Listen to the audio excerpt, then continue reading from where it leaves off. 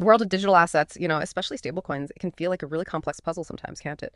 One minute it's all about groundbreaking innovation. The next while you see headlines about volatility or, frankly, just a lack of clear rules. It moves so fast, really hard to keep up. But what if you could cut through some of that noise, really understand the efforts being made to bring clarity and stability to this pretty crucial part of the digital economy? Well, that's exactly what we're aiming to do today in this deep dive. Our focus is a potentially really significant piece of proposed legislation.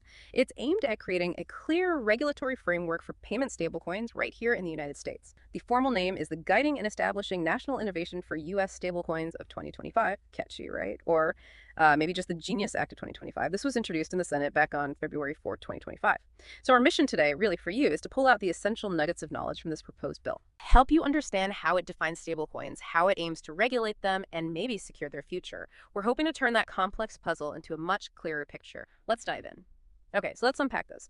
The first big question really is, what exactly does this bill mean by a payment stablecoin? How does it draw that line? Yeah, that's definitely the right place to start. The Genius Act, right up front, gives us a very specific definition. So a payment stablecoin, it's a digital asset, primarily designed or used as a means of payment or settlement. That's its job. And here's a really critical part.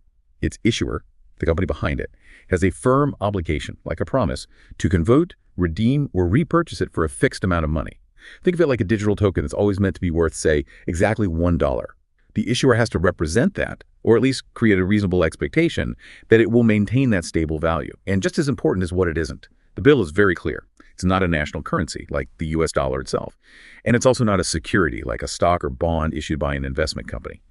That distinction is really vital because it immediately sets it apart. It's not an investment. Fundamentally, it's meant to be money, like a medium of exchange. Okay, that makes sense. So if that's the definition, who then under this proposed law would actually be allowed to issue these things? Is it just traditional banks, or is there room for, new kinds of companies? Right, that leads us to the concept of a permitted payment stablecoin issuer. The bill lays out three distinct categories. First, you've got a subsidiary of an insured depository institution. So basically a part of a traditional bank or credit union that's already federally insured, like by the FDIC, familiar territory. Second, there's something called a federal qualified non-bank payment stablecoin issuer. These could be newer, maybe tech-focused companies that aren't banks, but they'd get a special federal license and come under direct federal oversight.